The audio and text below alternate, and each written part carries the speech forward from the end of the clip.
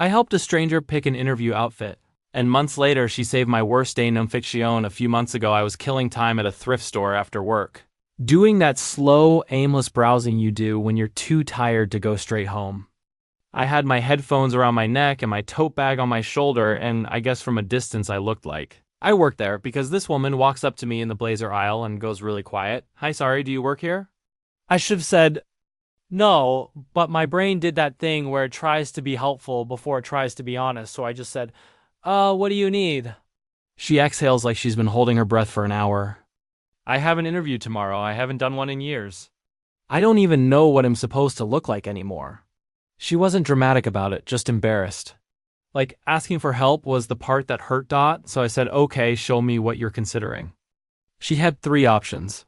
A blazer that swallowed her whole, a blouse that looked like it had survived a war, and a dress that was actually cute, but she kept tugging at the sleeves like she didn't. Trusted Dot, we stood there for maybe 15 minutes doing the world's least official fashion consultation. I asked where the interview was, what kind of role, what she wanted to feel like walking in. She blinked. Like I'm allowed to be there. That line hit me so hard I almost pretended my phone rang. Dot, so I helped her build something simple.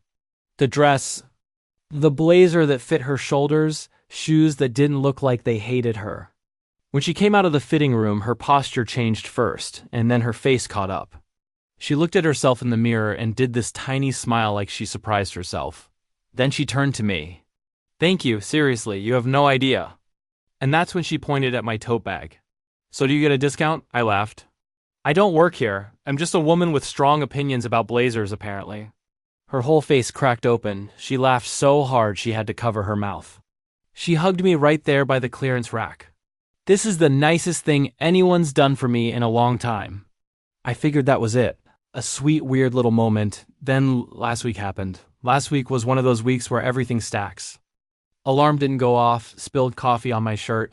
My boss hit me with a quick chat that was not quick. Dot by the time I got off the bus. I was holding it together with pure spite and mascara. I stop at the corner shop to buy bread and something unhealthy. And I'm standing in line, staring at nothing, trying not to cry in public. And I hear this voice behind me. "No way. Blazer girl?" I turn around. It's her. Dot, same eyes, same smile, different energy. She looks lighter, like she's not bracing for impact anymore. I must have looked confused because she goes, "Thrift store, interview."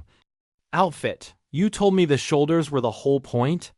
My brain went blank because I wasn't expecting to be remembered by anyone for anything. "Oh my god, yes, hi." She's holding a basket with normal happy life things, fruit, tea, some fancy chocolate. Dot. Then she looks at my face for 2 seconds and her smile softens. "Bad day?" I tried to do the automatic "no, I'm fine," but my voice did that thing where it betrays you, so I just nodded. She doesn't make it a big deal, just reaches into her basket, pulls out the chocolate bar and sets it on the conveyor. Belt with my stuff like it's the most normal thing in the world. "What are you doing?" "Paying you back." I start to protest and she cuts me off gently. "You don't get to argue. You helped me feel like I was allowed to be in the room, remember?" Then she leans in. "I got the job." I felt my whole chest do this strange warm drop, like relief for someone else can still fix parts of you. We walked out together and stood outside for a minute while cars went by. She told me she still has the outfit, wore it to her first day, kept hearing my voice going, "Shoulders, you've got this." Then she said something that made me laugh even though my eyes were still wet. I'm not good at thanking people in a normal way, so I made a rule. "What rule?" "If I see someone on the edge of a bad day, I do one small thing that makes it less sharp." She waved the receipt. "Today you're the small thing." We went our separate ways after that. No dramatic music, no movie ending. Just a stranger turning a terrible day into a survivable one. And I know it's cheesy, but I've been thinking about it ever since.